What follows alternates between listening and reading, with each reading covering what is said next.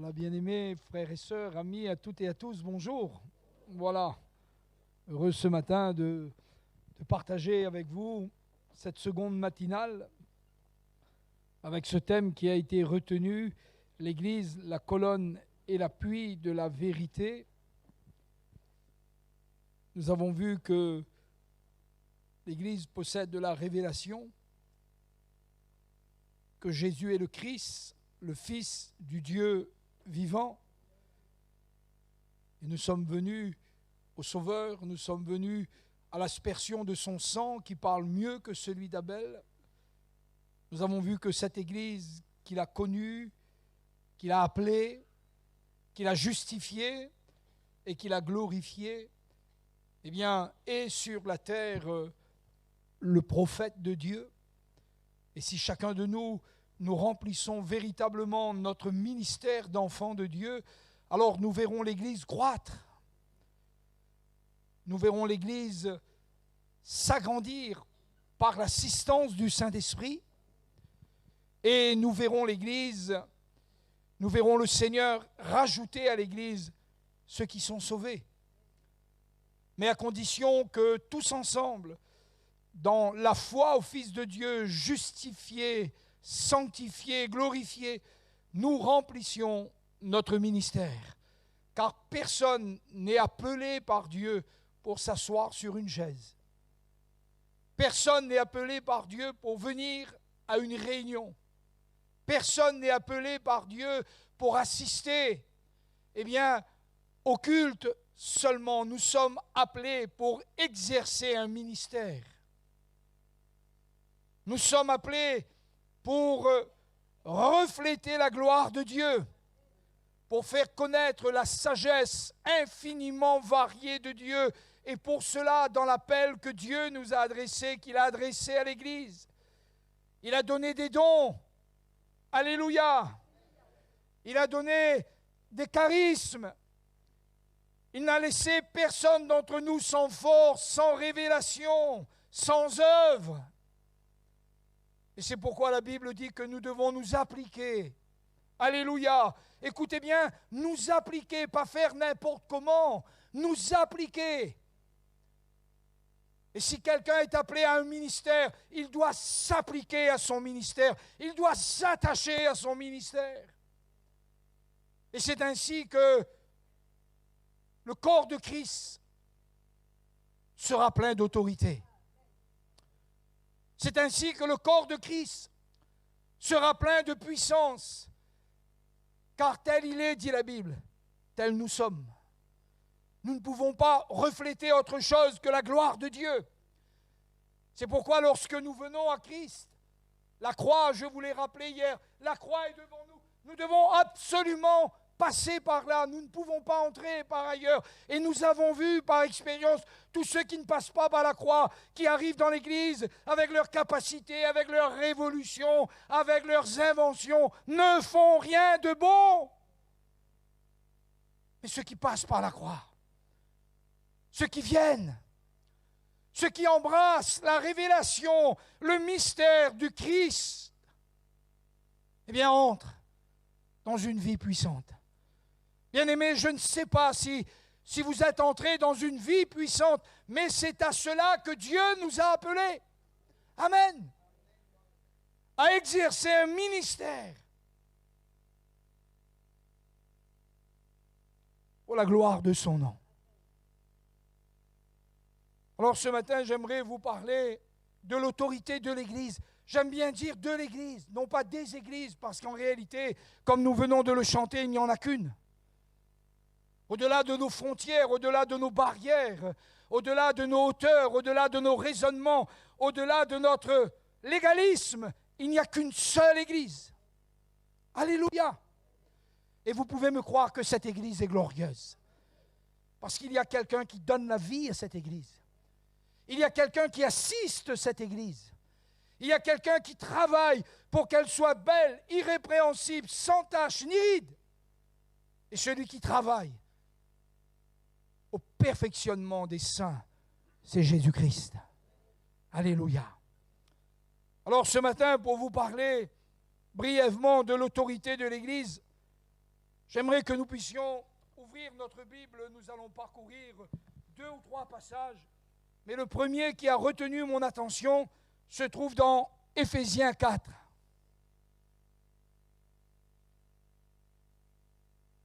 Et permettez-moi de le dire avec vous.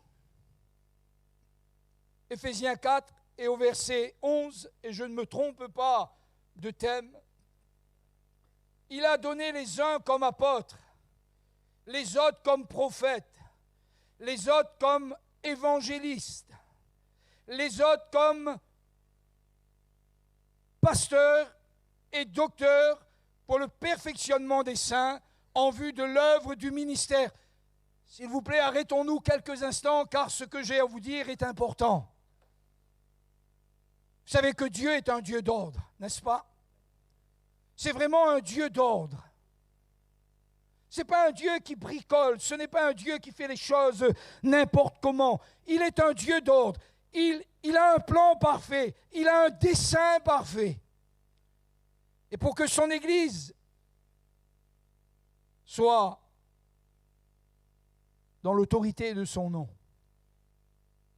j'aimerais vous parler de l'ordre. Les apôtres, les prophètes, les évangélistes, les pasteurs et les docteurs. Vous avez remarqué qu'il n'y a pas de place pour les bricoleurs.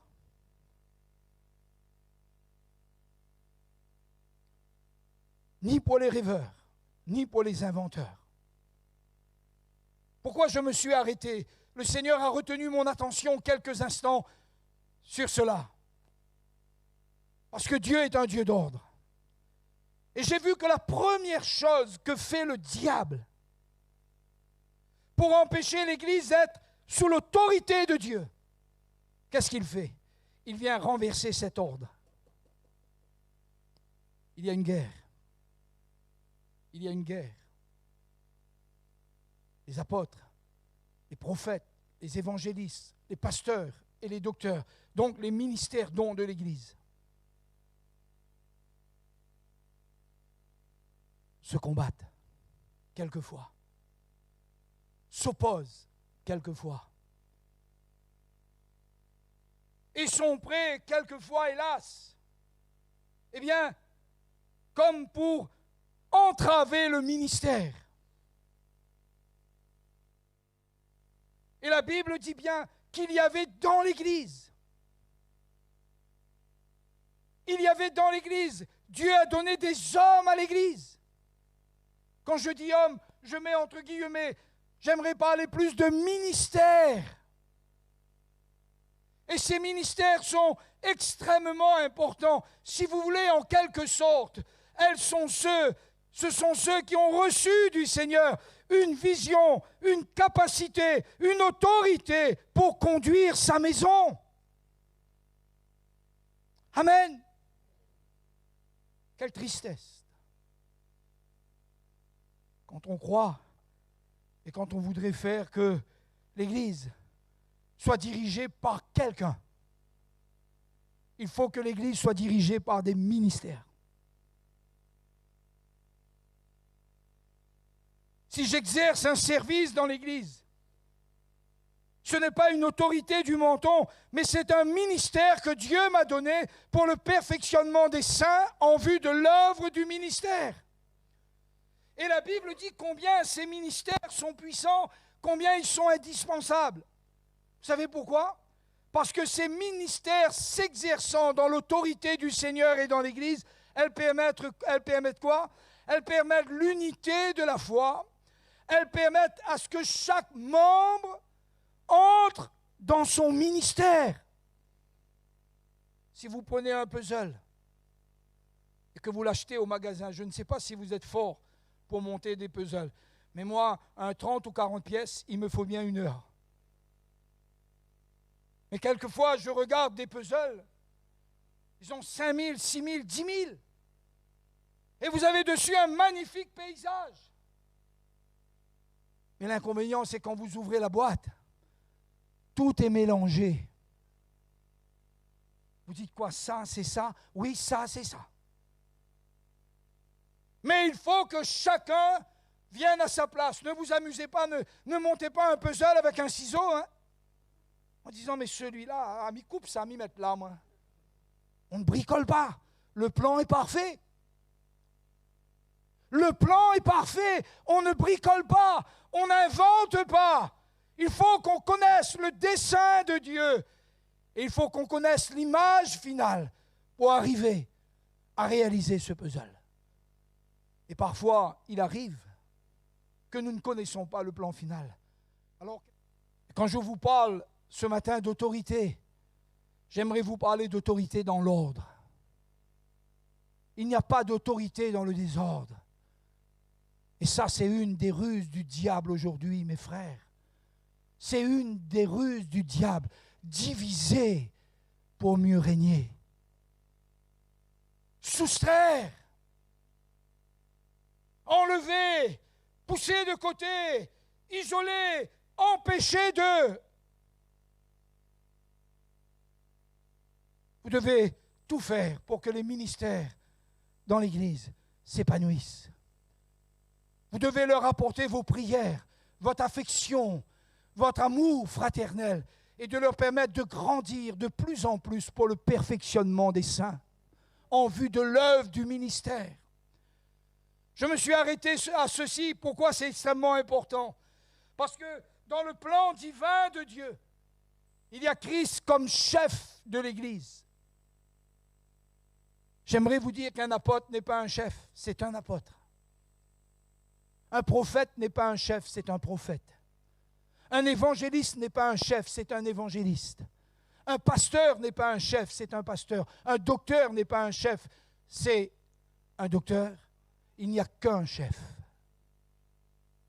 Jésus-Christ, notre Seigneur et notre Sauveur. Il est le chef du corps de son corps. Il est la tête. Et ce n'est pas pour rien qu'on dit qu'il est la tête, parce que c'est de lui que viennent toute la puissance, toute la direction. Oh, de plus en plus, j'apprécie cela. Chaque fois que je viens pour prêcher, je dis, ah Seigneur, s'il te plaît, donne-moi seulement d'exercer mon ministère. Je n'ai pas d'autre autorité dans l'Église que l'autorité dans le ministère que Dieu m'a confié. Et je ne peux bénir l'Église autrement qu'au travers du ministère que Dieu m'a donné. Mais chacun de nous, nous avons reçu quelque chose. À quelque niveau que ce soit, personne n'est spectateur. Personne ne vient au culte comme on viendrait au théâtre ou au cinéma. Personne ne viendrait au culte comme on irait dans une grande surface. Vous savez ce qu'on vient faire au culte? On vient offrir notre corps comme un sacrifice vivant, saint et agréable à Dieu. Et c'est ça le culte que Dieu attend de nous. Ce matin, êtes-vous l'offrande? Dans le ministère que Dieu m'a donné, voici, j'offre ma vie comme l'offrande.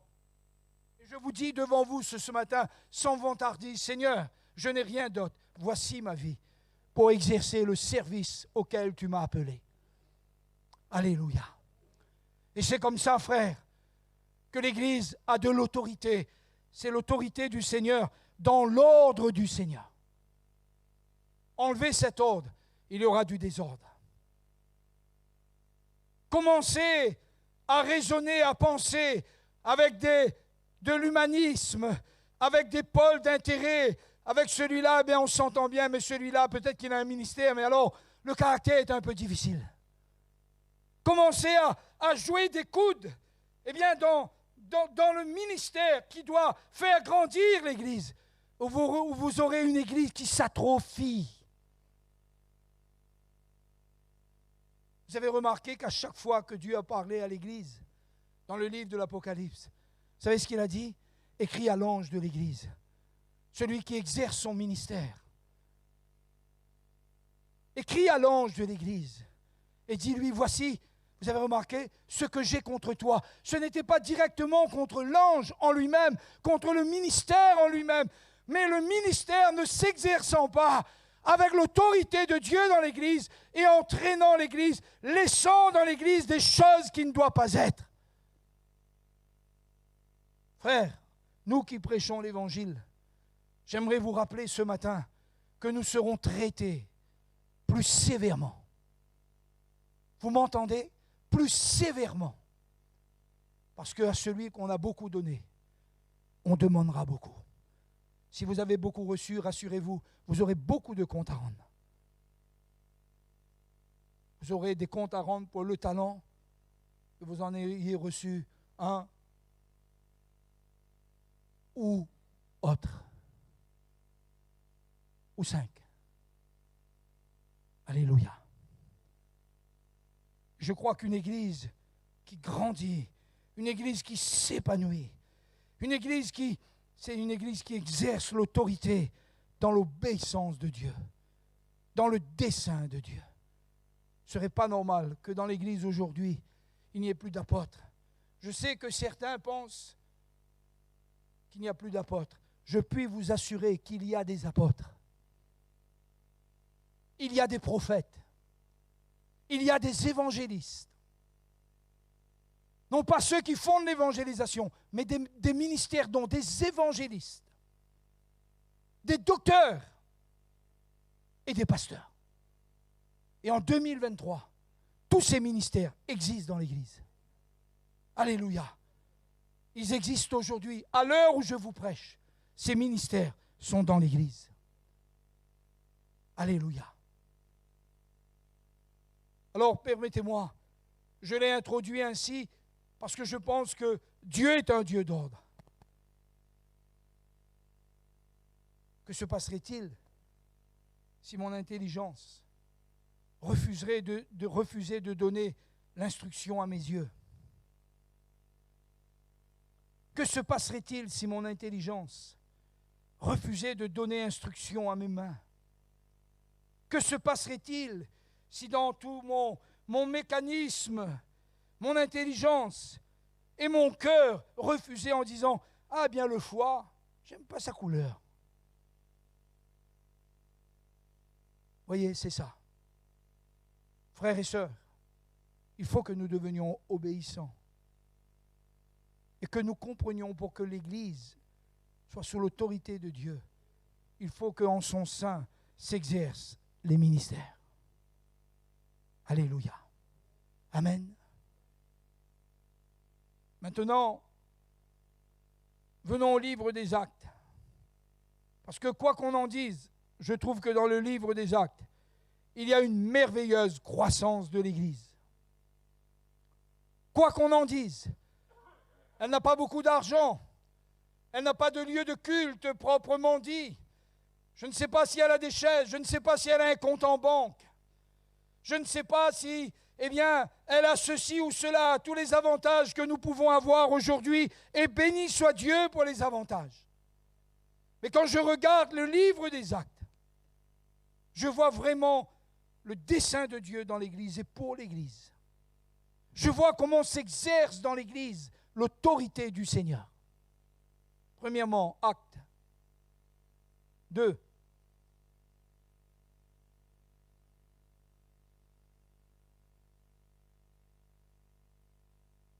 Alors, je retrouve la référence.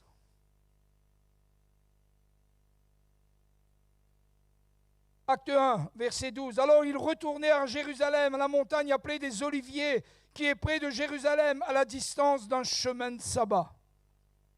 Quand ils furent arrivés, ils montèrent dans la chambre haute où ils se tenaient d'ordinaire. C'étaient Pierre, Jean, Jacques, André, Philippe, Thomas, Barthélemy, Matthieu, Jacques, fils d'Alphée, Simon le Zélote et Jude, fils de Jacques. Tous, d'un commun accord, persévéraient dans la prière. Écoutez bien alors, parfois on lit la Bible, on lit entre les lignes. On lit comme connaissant, mais en réalité, celui qui croit connaître ne sait rien. Écoutez bien la forme de la phrase, tous d'un commun accord. Ce n'est pas que tous priaient, non, ce n'est pas ça la Bible. C'est tous d'un commun accord. S'étant accordés sur quoi?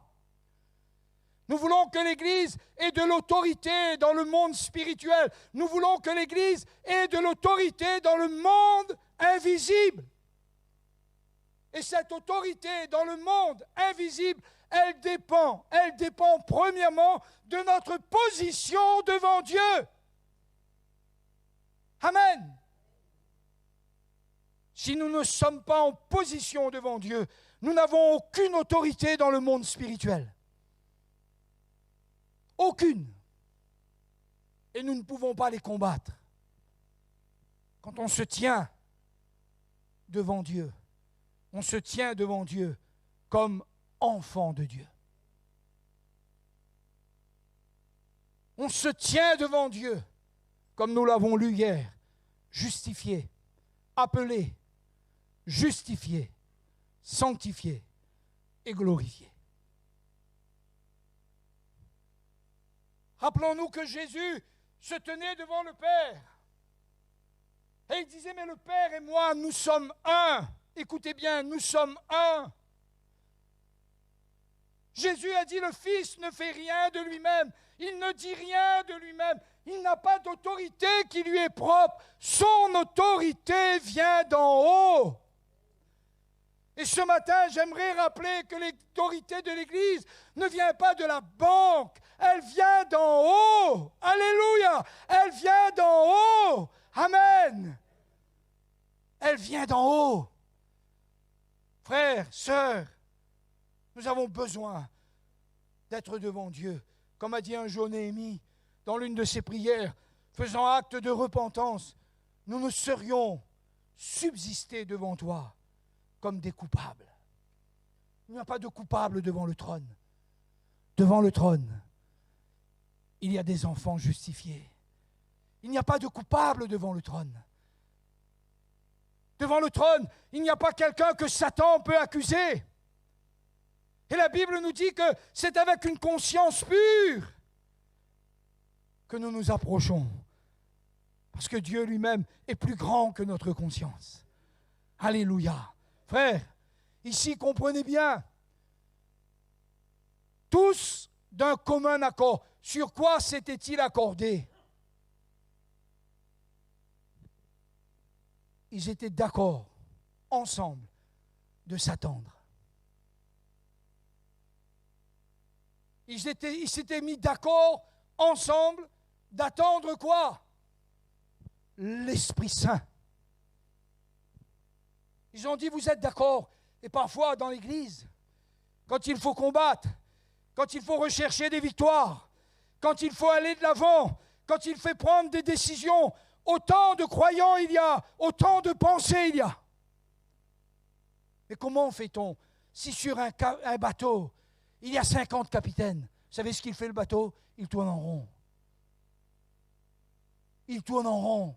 Parce que l'un dit à droite, l'autre dit non à gauche, l'autre dit devant, l'autre dit derrière.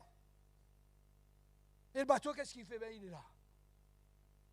Vous savez, ça va. Non, non, frères et sœurs, nous devons nous mettre d'accord. L'autorité de l'Église, c'est de mettre d'accord. Si deux d'entre vous s'accordent pour demander quelque chose, accordez-vous ici à Saint-Joseph, dans des jeûnes, dans des prières, en étant d'accord, en étant à genoux, et de dire, Seigneur, sauve la ville de Saint-Joseph. Et je vous mets au défi que dans cette recherche, dans 1 an, je reviens, la salle, il n'y a plus de place. Tous d'un commun accord. Ça veut dire tous d'un même cœur. Je vois ça à tout niveau dans l'Église. Parfois, il y a des choses simples et nous n'arrivons pas à les faire. Il y a des objectifs qui sont à notre portée. Nous ne pouvons pas les atteindre. Vous savez pourquoi? Parce qu'il y a trop de chefs. Parce qu'il y a trop d'ingénieurs dans l'Église. Et pas suffisamment de ministères.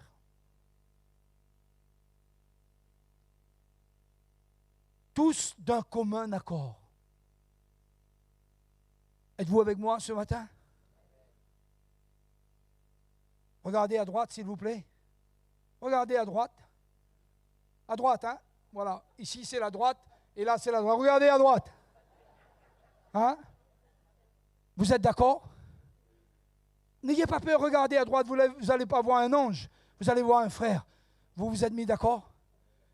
Regardez devant, regardez derrière, vous vous êtes mis d'accord? Est-ce que vous vous êtes mis d'accord? Est-ce que ce matin, nous sommes dans un commun accord? Vous savez, quand on est dans un commun accord, il se passe des choses dans le monde spirituel. Il se passe des choses dans le monde invisible.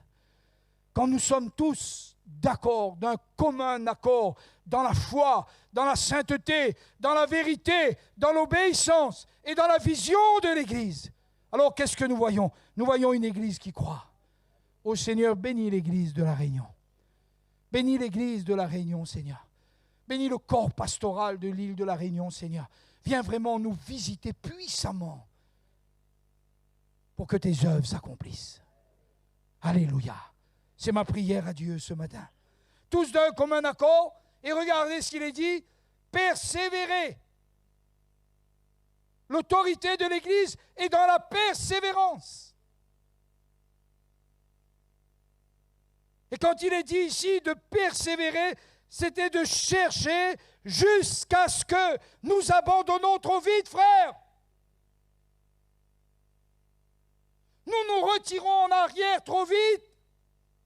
Nous avons oublié la puissance de la prière de l'Église. Amen. Il y a des forteresses. Jésus a dit, il y a une sorte de démon qui ne sort que par le jeûne et la prière. Ça ne veut pas dire que quand là, l'homme ou la femme est possédé, que c'est là qu'il faut aller jeûner et prier. Hein? Parce que c'est un peu tard. Mais il dit qu'il y a des victoires qui ne peuvent s'accomplir que dans un esprit clairvoyant et dans un cœur en communion avec Dieu. Amen. Alléluia. Oh frère, combien nous avons besoin, l'Église, combien l'Église a besoin de persévérer dans la prière. Faites un rassemblement, faites une festivité, organisez quelque chose qui plaît, qui flatte la chair. Il n'y a plus de place pour mettre des gens. Faites un temps de jeûne et de prière et de supplication. On peut même dire un temps de repentance. Généralement, on trouve ceux qui n'ont pas besoin de se repentir.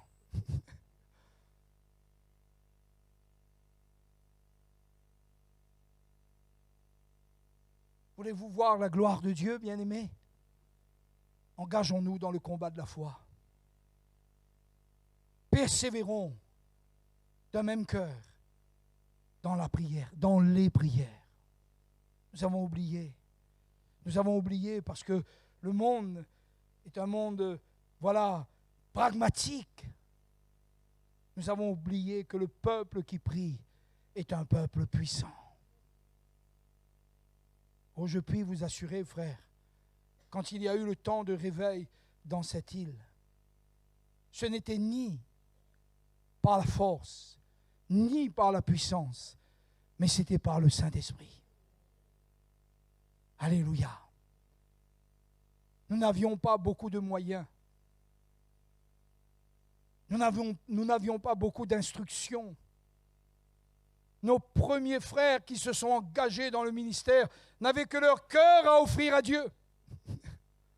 Si on leur parlait de la démonologie, eh bien, la plupart n'auraient été même pas capables de répondre, c'est quoi encore cette affaire-là?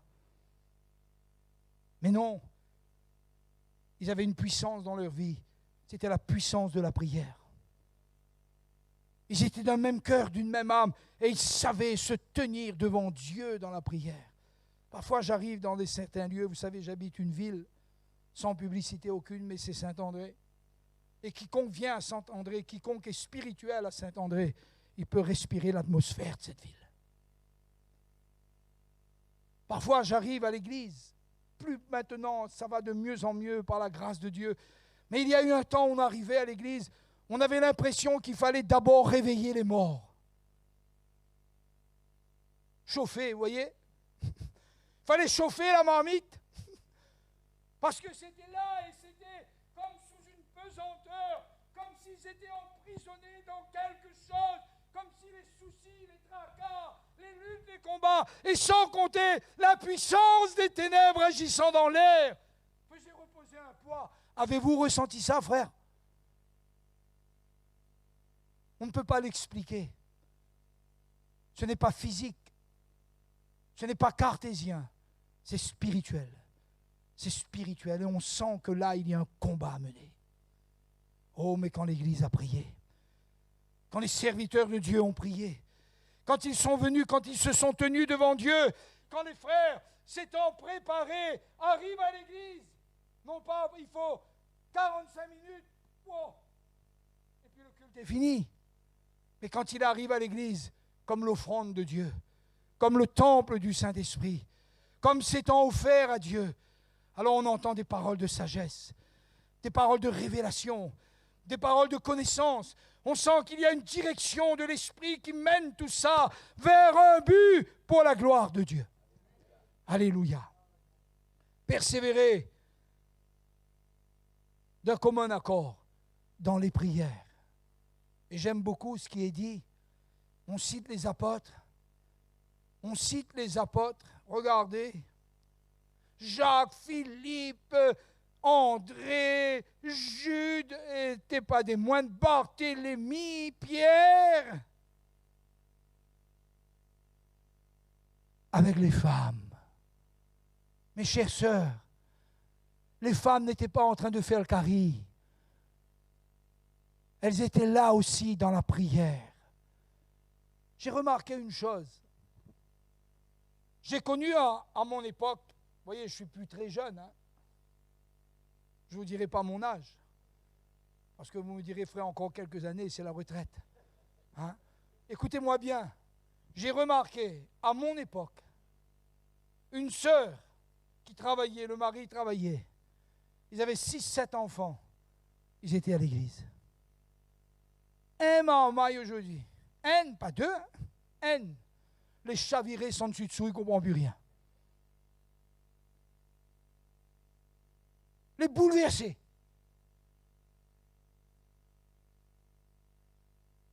Que se passe-t-il? Nos sœurs ont besoin aussi de prière. Dans les foyers, on a besoin de la prière. Vous savez, la prière fait quelque chose d'extraordinaire. La prière met chaque chose à sa place.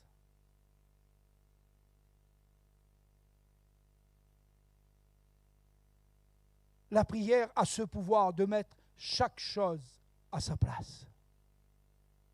Parce que si mon peuple sur qui est invoqué mon nom s'humilie, prie, cherche ma face, se détourne de ses mauvaises voies, qu'est-ce qu'il dit?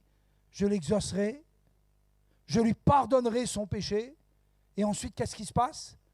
Je guérirai son pays. Je guérirai son pays. Je guérirai son pays. Notre pays a besoin d'être guéri, frère. Notre île a besoin d'être guérie. Quand nous voyons comment la magie, la sorcellerie, la divination, l'occultisme se mélangent, notre pays a besoin d'être guéri. Et cela ne peut se faire que lorsque l'Église exerce son pouvoir et son autorité dans le monde invisible par le moyen de la prière. Amen. L'autorité de l'Église, c'est l'autorité du message. Vous vous souvenez dans Marc, le Seigneur leur dit, allez par tout le monde et prêchez la bonne nouvelle à toute la création. Voici celui qui croira et qui sera baptisé sera sauvé. Celui qui ne croira pas sera condamné. Marc 16, 16.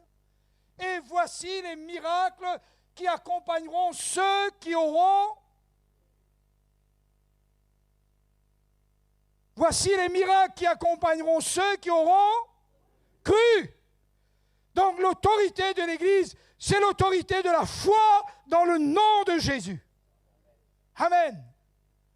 L'autorité, voici ceux qui auront cru en mon nom. Qu'est-ce qu'ils feront? Ils chasseront les démons. Ils imposeront les mains aux malades. S'ils boivent quelques breuvages mortels, il ne leur sera fait aucun mal. Maintenant, je vais vous poser une colle. C'est qui ce il?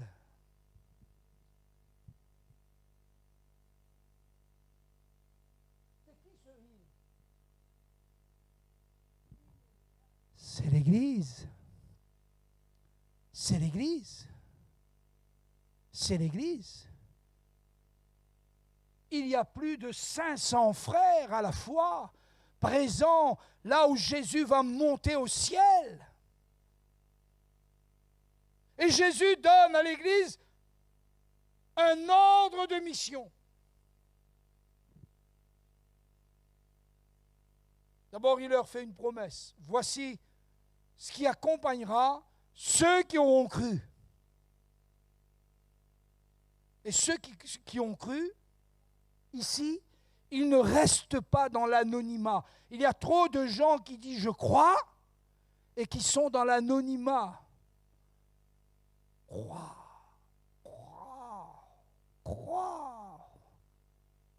Chez moi, il y a beaucoup de crapauds qui chantent quand il pleut. Et tous les crapauds s'unissent pour dire « je crois, crois ». Je les entends, je dis « eux aussi croient, Seigneur ». Voilà. Parfois, bien-aimés, on croit, mais on est comme figé. On croit, mais on est comme retenu. On croit, mais on est comme sans action. Jusqu'à ce que le Seigneur dise cette parole, rien encore ne s'était passé. Et il y a une phrase que j'aime beaucoup dans le livre, dans l'évangile de Marc. Oh, je vais la lire. Marc 16.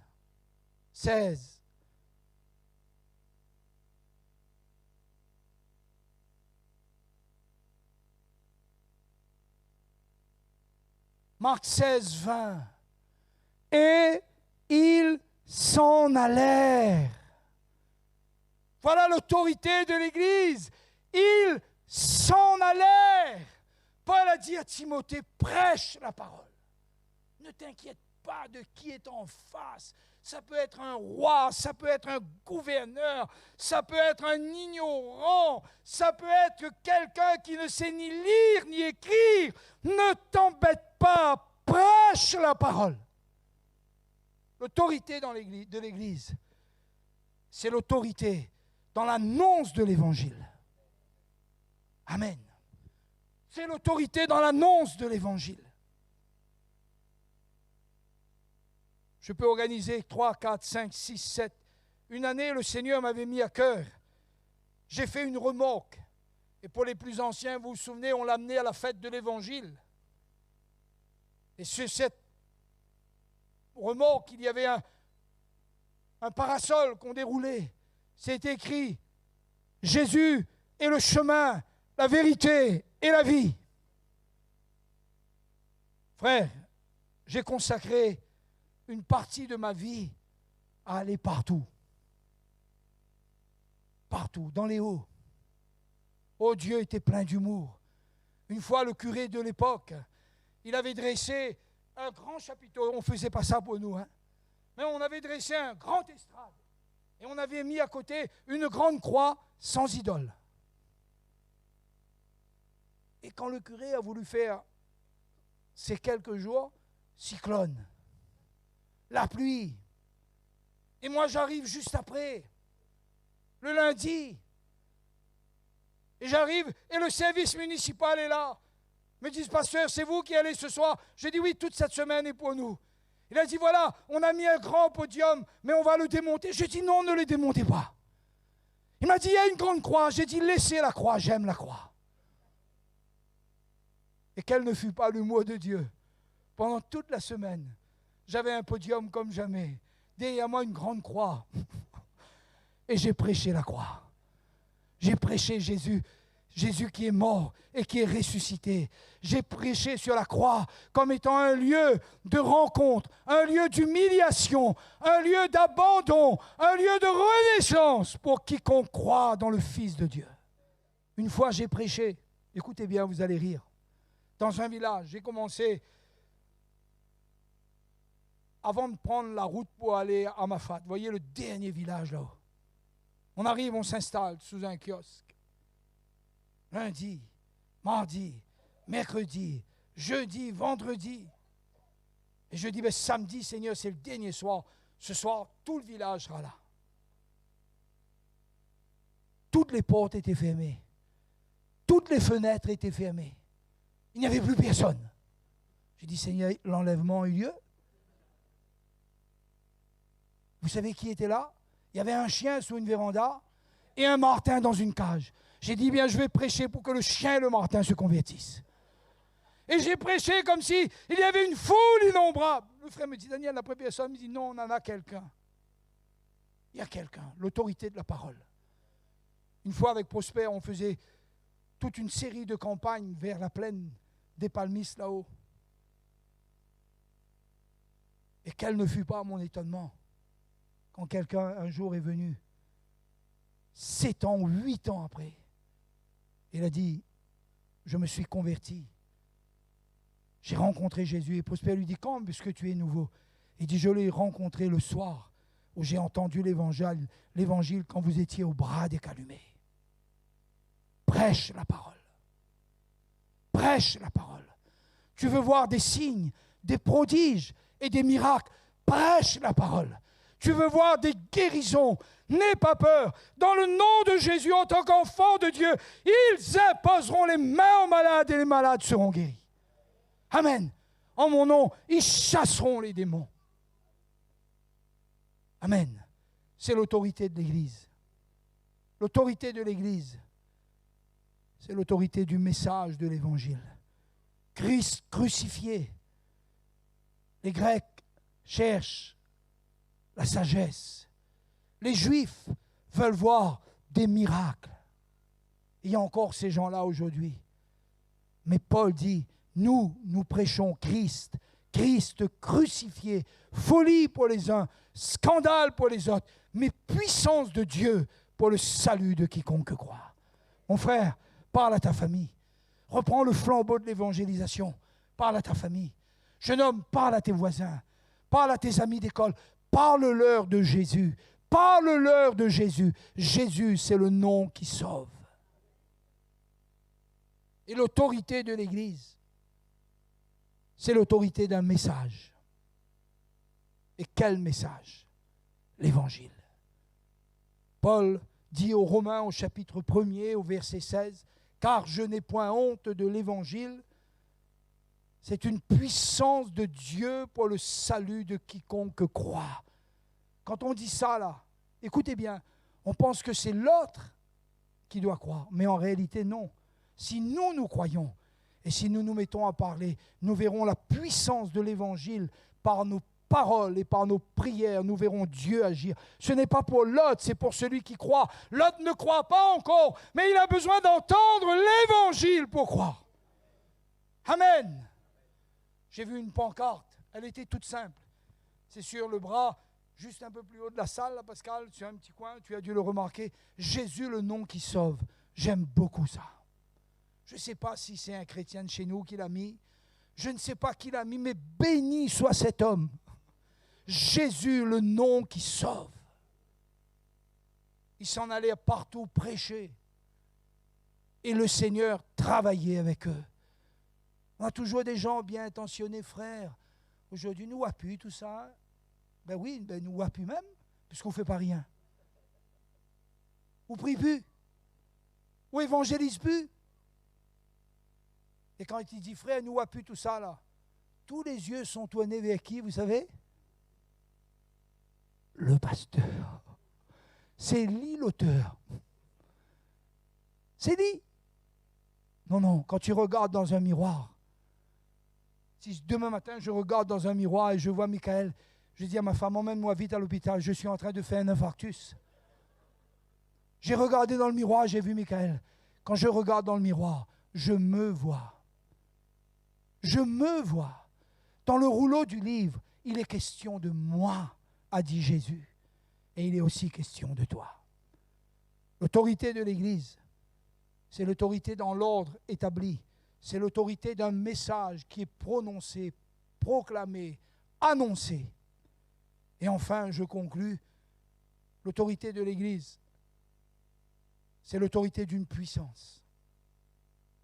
Et c'est merveilleux de voir comment le Seigneur, dans le livre des Actes, les disciples, voyez-vous, ils disaient, Seigneur, c'est extraordinaire. C'est extraordinaire. Et Jésus leur a dit, pourquoi? Les démons même nous sont soumis en ton nom. Les malades sont guéris. Seigneur, nous prions pour eux en ton nom. Les malades sont guéris. Les démons sont chassés. Et Jésus aurait pu dire, c'est bien, continuez comme ça. Cela était possible parce que Jésus était là. Et en quelque sorte, il avait donné l'autorité de son nom à ses disciples. Mais Jésus devait partir. Et il ne serait pas moins puissant en partant. Jésus n'est pas moins puissant aujourd'hui qu'il ne l'était sur la terre des hommes. Son nom n'est pas moins puissant aujourd'hui qu'il ne l'était quand Lazare est sorti des morts. Mais pour qu'il y ait une transition entre lui et ses disciples, Jésus a dit dans Acte 1 au verset 8, « Vous recevrez une puissance, le Saint-Esprit survenant sur vous. » Il y a dans ce verbe « survenir » l'idée de capturer.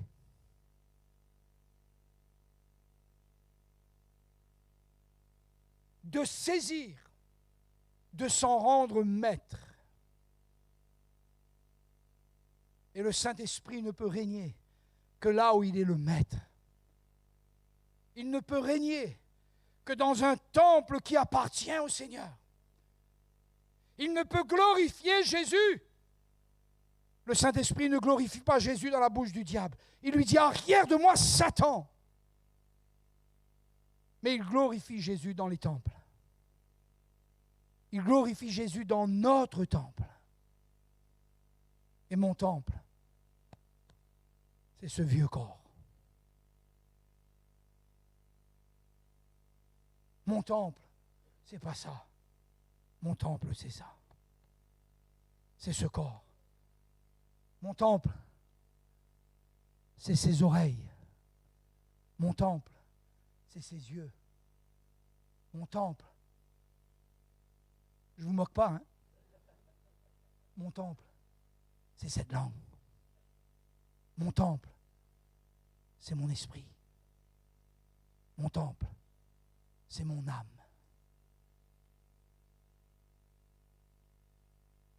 Nous avons oublié une chose. Pour que Jésus soit glorifié par nous, il faut qu'il soit glorifié en nous, d'abord.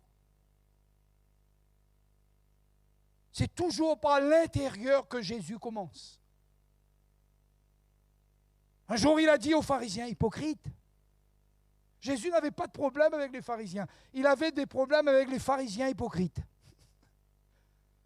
Il aimait les pharisiens, Jésus. Les pharisiens étaient un parti qui était assis dans la chair de Moïse. Jésus leur dit, pharisiens, hypocrites. Au dehors. Au dehors. C'est quoi au dehors? C'est l'apparence. Au dehors, vous paraissez tellement bien. Vous êtes tellement beau avec votre grande robe, avec votre barbe, avec les promesses qui pendent dans le pan de votre robe. Là, vous marchez. Là. Vous êtes tellement beau. Vous arrivez dans les synagogues, on dit, grand prêtre, vous aimez les premières places. Jésus a dit, pharisiens hypocrites, vous paraissez à l'extérieur si beau et au-dedans, vous êtes si moche. Mais au-dedans, oublions pas, avant de faire au-dehors, Dieu fait au-dedans. N'oubliez jamais ça. N'oubliez jamais ça. Ce n'est pas par hasard qu'un homme devient puissant. Ce n'est pas par hasard que Dieu fait des signes, des prodiges et des miracles lors de la prédication de l'Évangile. Même si ce n'est pas par hasard que Dieu agit. Dieu agit toujours avec son serviteur. Voici mon serviteur, mon élu, en qui mon âme prend plaisir. Où c'est que Dieu trouve son plaisir? En nous. C'est en nous que Dieu trouve son plaisir. Dieu n'a pas besoin d'être climatisé ce matin. Nous un peu, mais on ne peut pas le faire. J'ai branché ma voiture. Voilà. Dieu n'a pas besoin de belles chaises pour s'asseoir. Il ne prend pas plaisir dans ces choses-là. Quoique c'est bien, il vaut mieux être là que dehors dans la pluie sous deux feuilletolles. Mais Dieu prend plaisir en nous. Et l'autorité de l'Église, c'est l'autorité qu'il y a dans ton cœur. C'est l'autorité qu'il y a dans ta vie. L'autorité, la puissance de l'Église, c'est la puissance qu'il y a dans ton cœur, dans ta vie, dans ton esprit, où le Saint-Esprit agit. Jésus a dit, vous recevrez une puissance, et je conclus, bien-aimés. Et il a dit quoi? Le Saint-Esprit survenant sur vous. Ce que les disciples ne savaient pas encore, c'est que ce Jésus était revêtu de puissance. Amen. Êtes-vous revêtus de puissance, bien-aimés? Parfois, nous sommes chrétiens. Je vais vous dire, et c'est vrai pour tous, nous sommes remplis de faiblesses. Nous sommes remplis de toutes choses. Et nous oublions que nous avons besoin d'être remplis de puissance. Savez-vous que le Saint-Esprit, la personne du Saint-Esprit, la puissance du Saint-Esprit est une puissance dans le renouvellement? Ce n'est pas une puissance d'il y a 20 ans ou 30 ans quand j'ai parlé en langue. Une fois, j'ai prié pour un frère, il a reçu le parler en langue. Il m'a dit, frère, ça y est, on a reçu le Saint-Esprit. C'était vrai. J'ai dit, frère, il ne faut pas s'arrêter là. Hein? Le baptême du Saint-Esprit, c'est un baptême de quoi, dit Jean? C'est un baptême de feu. C'est un baptême de feu. Qu'est-ce qu'on voit dans le livre des Actes? On voit le feu. On voit le feu chez les apôtres. On voit le feu chez les chrétiens. On voit le feu chez les croyants. On voit le feu chez les hommes. On voit le feu chez le jeune homme. On voit le feu dans les jeunes serviteurs. On voit le feu dans ceux qui servent à table. Ils sont remplis de feu. Jérémie a dit, je voudrais me taire. Mais au-dedans de moi, il y a un feu. Est-ce qu'il y a un feu au-dedans de toi? C'est ça la puissance du Saint-Esprit. C'est la puissance du feu. On dit qu'une armée est puissante. Vous savez pourquoi? Ils recherchent la puissance par excellence. Et vous savez ce que c'est? C'est la bombe nucléaire. On dit Ali, là, il a une puissance de feu incroyable. Il ne pète pas à blanc. Parfois, frère, il ne faut pas que nous faisions seulement du bruit. Il faut que nous soyons efficaces par la puissance du Saint-Esprit. Il ne faut pas que nous soyons seulement des organisateurs d'événements. Il faut que dans nos événements, il y ait une puissance qui agit. Amen. Il faut que dans nos réunions, nous ne sommes pas là seulement pour proclamer le mardi, le jeudi, prière, évangélisation, dimanche matin, le mercredi soir. Non, non, il faut que la puissance agisse au milieu de nous.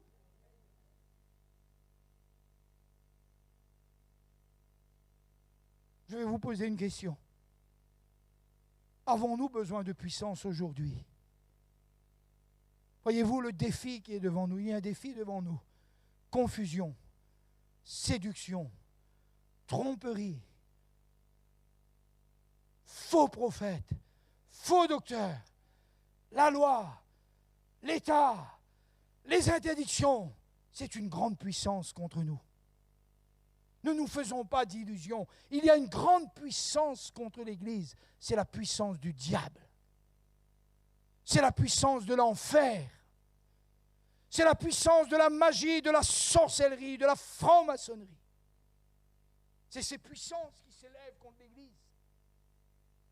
Comment allons-nous être victorieux? Comment? en faisant bien. J'aime beaucoup ceux qui ont dit, c'est bien, nous faisons bien. Nous n'avons pas besoin de faire bien seulement, nous avons besoin de puissance. Nous avons besoin de puissance. Et cette puissance, c'est la puissance du Saint-Esprit. Le Saint-Esprit est formidable. J'aime beaucoup le Saint-Esprit. Parce que je trouve que c'est lui qui prend ce qui est à Jésus et nous le communique.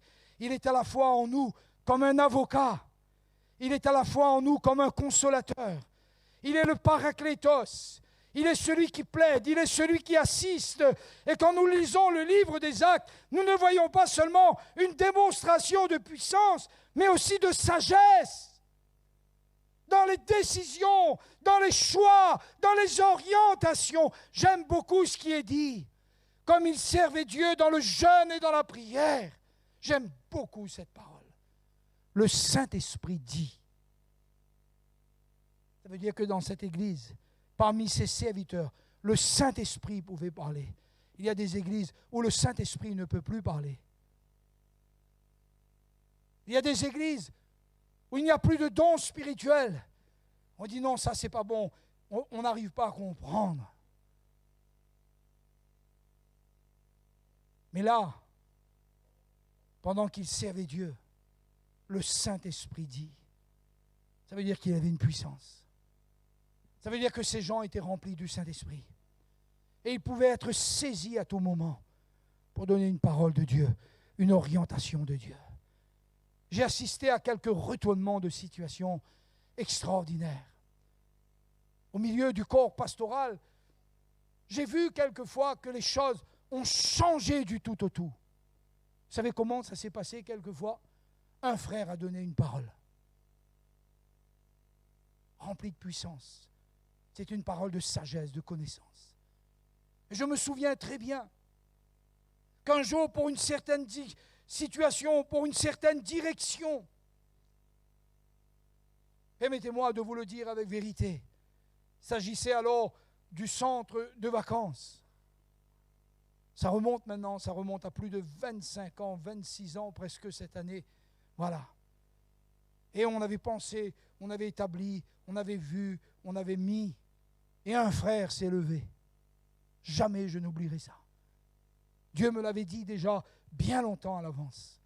Un jour, j'étais dans une réunion au centre et j'ai littéralement entendu la voix de Dieu me dire « Tu viendras, j'ai besoin de toi ici. » J'ai dit ça à personne. Quand je dis ça à ma femme, elle me dit « Où les fous, maintenant ?» Elle me dit « Là où on entend une voix, finalement, comme Jeanne d'Arc. » J'ai entendu ce témoignage. Et là, j'ai vu tout ça se mettre en place. Rien dit, rien fait. Tout d'un coup, un frère se lève et il dit, c'est un tel qui doit s'occuper du centre. Et tout d'un coup,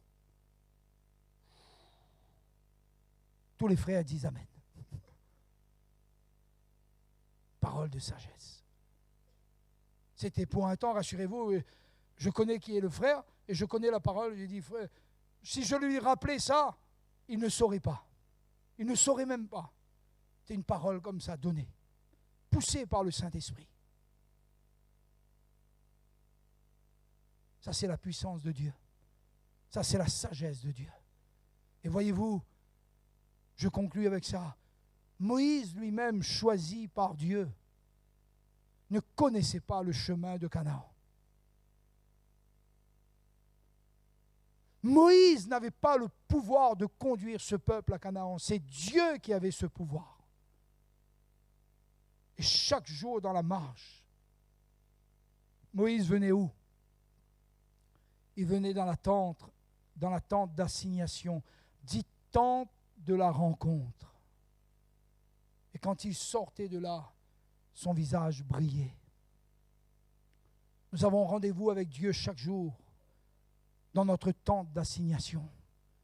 Nous avons rendez-vous avec Dieu chaque jour dans la tente de la rencontre pour que sortant de là, notre cœur rayonne de sa gloire et que nous puissions non seulement nous conduire, mais conduire la maison de Dieu. Amen. Et je conclus avec cette parole. S'il vous plaît, permettez-moi. Si mon fils était là, il aurait dit, si papa vous dit qu'il va conclure, vous en avez encore au moins pour 10 à 15 minutes. Heureusement qu'il n'est pas là ce matin. Voilà. J'aimerais lire avec vous cette parole de Timothée. Nous l'avons lue hier, je crois, mais j'aimerais la relire avec vous ce matin. Et nous concluons, eh bien, mes frères et mes sœurs bien-aimés, cette rencontre. Béni soit Dieu, merci pour l'invitation de notre frère Jean-Max. Quand il m'a appelé, je lui ai dit, je viendrai mardi et mercredi. Heureusement qu'il m'a appelé lundi. Il m'a dit, tu n'as pas oublié? Je lui ai dit, oublié quoi? Il m'a dit, demain. J'ai dit, demain soir. Il m'a dit, non, c'est demain matin. J'étais à côté de la plaque. Ah, j'ai dit, merci, frère Jean-Max. Voilà. Regardez ce que Paul dit à Timothée. Je t'écris ces choses, 3,14, avec l'espérance d'aller bientôt vers toi, mais afin que tu saches, si je tarde, comment il faut se conduire dans la maison de Dieu. Et vous remarquerez qu'à cela, Paul rajoute, dans cette maison de Dieu, il y a un grand mystère de la piété. Dans la maison de Dieu, il y a des mystères.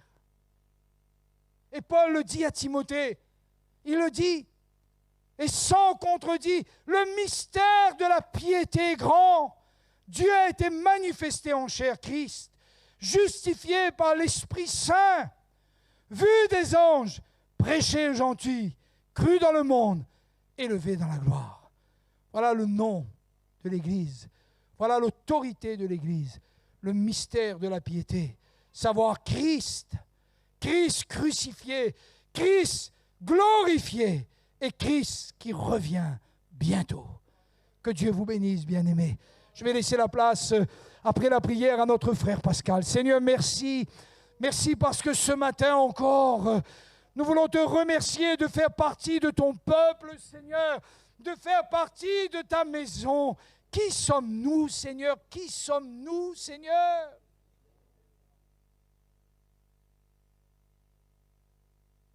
Des pécheurs sauvés par grâce.